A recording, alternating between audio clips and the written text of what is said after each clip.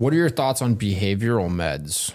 You know, so many kids today, I think that, you know, with blue light, sugar, bad food, unhealthy habits, stressful environments, divorced parents, they are getting just inundated with stimulants like Adderall. And what are your thoughts on Adderall or antidepressants, Valium, anti-anxiety pills? Yeah, it's pretty scary. I mean, a very useful book to look into this. The book is called Anatomy of an Epidemic by Robert Whitaker. And he goes through basically hundreds of psychiatry studies to look at how these medications were approved and what their actual effect is. So first of all, the theory that there are changes in neurotransmitters in the brain, that's what causes anxiety or depression or ADHD. This theory has never been proven. There's no like animal models that show that. There's no studies in humans that show that. The reason they push this agenda is because these medications that they push work on certain receptors. So SSRIs work, or antidepressants work on serotonin receptors. They increase the level of serotonin in your brain. Does it actually help with depression? Okay, a regular psychiatrist will tell you yes. If you read this book, you see that studies that have looked at the long-term effects of these medications, yes, they might cause a benefit where they cause people to get out of a depression episode more quickly. But on the long term, they make the depression last longer. They make it more of a chronic issue. And the reason they do that is because there was never an issue with the patient's brain, as in their serotonin receptors. But all of a sudden, you're exposing them to this medication that's increasing your serotonin level. And so the brain compensates by changing their neurotransmitter level. And so this brain compensation is actually what becomes the disease. So as you get off of the SSRI, then your baseline level of depression is going to decrease because you've effectively messed with how your brain is calibrated. Exactly. Okay. And that's why people end up on these medications. And that's why often this medication is not enough and you have to add another one. Interesting. Gosh, and there's so many people in the world today, like Jordan Peterson comes to mind, where like, you know, his daughter was on antidepressants. I don't know how long ago he said he was taking some antidepressants before he went on the strict carnivore diet, but there's so many people who think it's okay.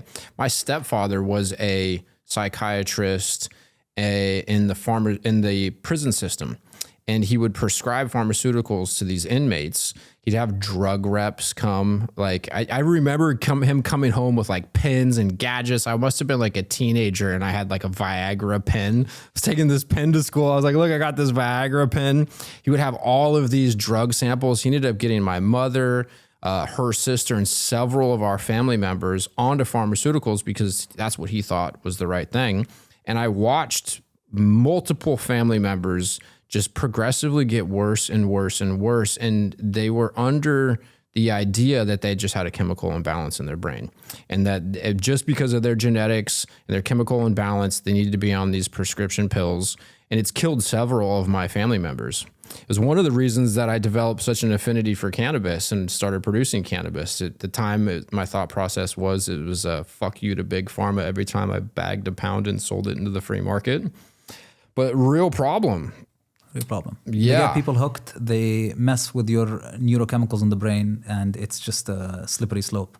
And do you think that there's a place for any of these behavioral meds in extreme circumstances? I mean, or is this just corruption on the highest level that's like caused us to have a whole industry that we don't need? I mean, so someone comes to me who's depressed, and their lifestyle is they live in their basement and they eat Cheetos all day and they have no job, and that's their life. I will try to address that before I give them medications. Say someone is, or it's rare that someone has their shit together, but you know they goes through this episode, then maybe they're going through something emotionally, something they need to talk about. Maybe their job is not working out for them. Maybe we should address that. I can see maybe in a minority of cases that you might need it for a short period of time, but understand that there are risks associated with it. There are side effects, and there's a chance that, so say I take this medication for now while I'm fixing my lifestyle. I want to try and come off it. If you're just going to take the medication and not fix the lifestyle, you might not come off it. Mm-hmm. Yeah, I remember being in my mid-teens. My mother was telling me at the time she wanted me to go see a therapist, and I went and talked to this woman a couple of times, and she was like, you're angry, you're depressed, and she wanted me to get on pharmaceuticals. And I had the conscious thought at like 13, 14 years old, like, yeah, I'm angry and depressed because my parents have had this nasty court battle for 9 years or something at the time. And I just wanted my parents to be together. The circumstances were not so favorable. Watching my mother suffer because she's depressed and she's taking these pharmaceutical pills, she's zombied out. And I remember thinking to myself, like, if I was living in a cave a couple thousand years ago, and we didn't have food. So we didn't, we went hunting. We didn't successfully capture a meal. Like, you wouldn't just go back to the cave and be bummed out and like pop some pills. Like, you would solve the underlying issue. You'd need to go gather resources, or you'd have to get out of an area that wasn't so favorable. So I just thought about it at a young age, from witnessing my family members suffer, that like, hey, I actually think that you need to solve the underlying issue, not mask the symptoms of the issue. And I watched my mother commit suicide, basically. She was so depressed, the things that she was doing were not solving the underlying issue. And that really helped to forge a perspective that kept me away from all of that stuff, which I'm pretty grateful for.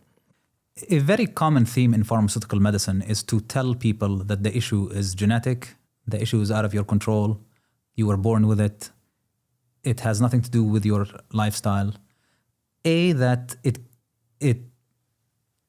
allows that the solution is only a pill. So nobody asks whether, my diet is affecting this, because no, it's not your diet, it's genetics. That's A. But B, it also takes away the authority from people, and they no longer feel like they are involved in this illness. It depersonalizes it for them. Yeah, they're just victims of the circumstance. They're just victims, and the solution is just pills, and it's just depersonalizing, and it's just defeating people. Yeah, so that's a big problem in the world today. That's for sure. My life changed when I started to take radical responsibility for who I was and what I experienced, and the things that I experienced in my life that weren't so favorable. I kind of reframed my perspective on, like, I'm grateful that these things happened because they're a forcing function for me to learn things I otherwise wouldn't learn or whatever. And that was a very liberating thing for me. Now I still struggle with anxiety about the future, but I don't have any regrets or remorseful feelings about the past. And I also find that if I take responsibility for circumstances that I may not be directly responsible for, the faster I do that, the sooner I can eliminate the resistance around the frustration or whatever dealing with this circumstance, and be in a cognitive place to act more effectively quicker. Anyways, so I am curious, you're Saifedean's brother. Yes, sir. So you are a Bitcoiner, I would assume. Yes. And do you think that the discovery of Bitcoin and a finite incorruptible monetary instrument, how does it affect the medical industry and the corruption that we've seen in the medical industry, the misinformation, the skewed studies, the profit motives? You see all that changing? Is it something that's going to happen naturally because we have this unchangeable monetary protocol? Do you think there's a call to action, things people need to be doing? I mean, I think the most important first step is people that are understanding Bitcoin are understanding that we are kind of live in a corrupt world. So that's forcing them to ask questions. And one of the questions they're asking is this medical field also corrupt? That's the first step. How Bitcoin itself helps with this, I think, is, first of all, there have been physicians that have spoken out against, modern medicine.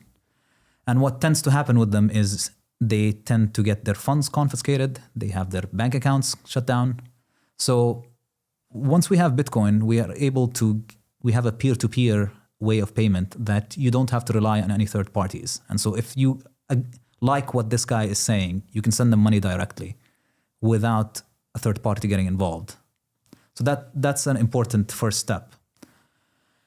A second very important thing, part of the issues with modern medicine in the US is a lot of like small clinics a lot of physician groups, they are being taken over by very big like hospital networks, etc.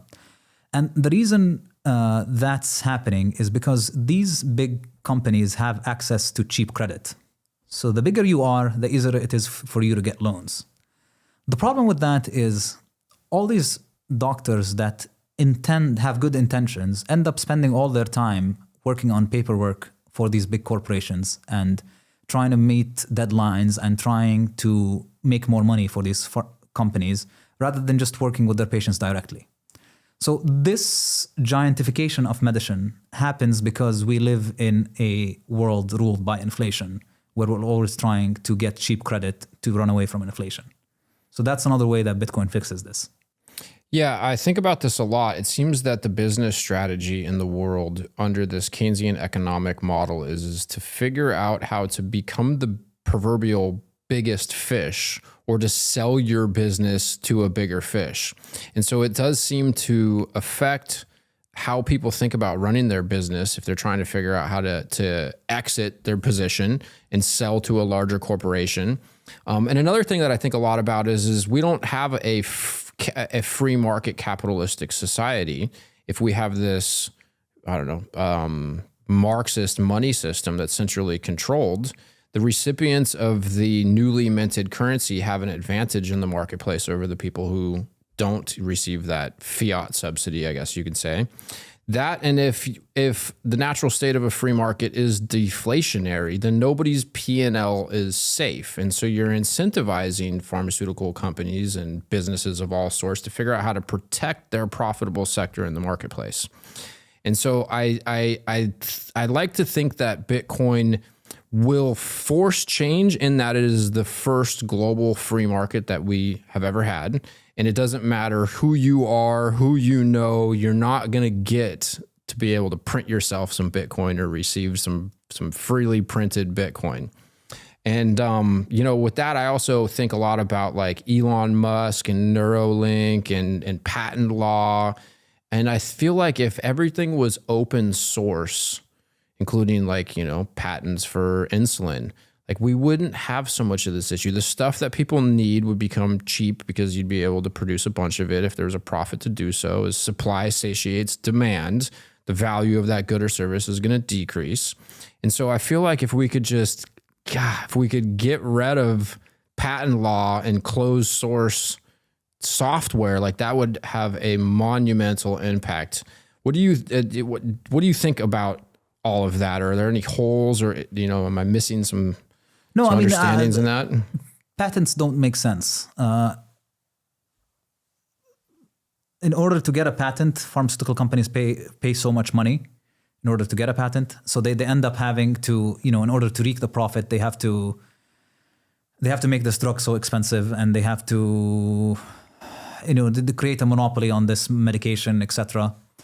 If this medication is helpful, just go and sell it in the market. Have it be available for everyone. And if you are doing a good job, people are going to come to it and buy it. Problem is that the medication is not helping people. Yeah. This is, a lot of people try and, philosophize what's the problem with healthcare. Why are hospital networks not efficient? Why are, doctors so burnt out? The fundamental issue is that whatever you're doing is not helping people get better. Yeah, a patient cured is a customer lost. Exactly. And you are not helping people get better, so that's why the system is so overworked. That's why the system is so overburdened. That's why. Yeah, and I think about a Bitcoin treasury strategy. If your balance sheet is crushing it, then you're less P&L dependent. And I think, at least for me and most people in the world, they don't like grinding endlessly. It's like a sailor quote comes to mind. The road to serfdom is working infinitely harder for a currency growing infinitely weaker. And that seems to just be a very prevalent problem. Most people are unaware of it, that they're continuing to work and work and work and try to set themselves up so they don't have to do that anymore. But all of the assets that they're holding are defective or leaking energy.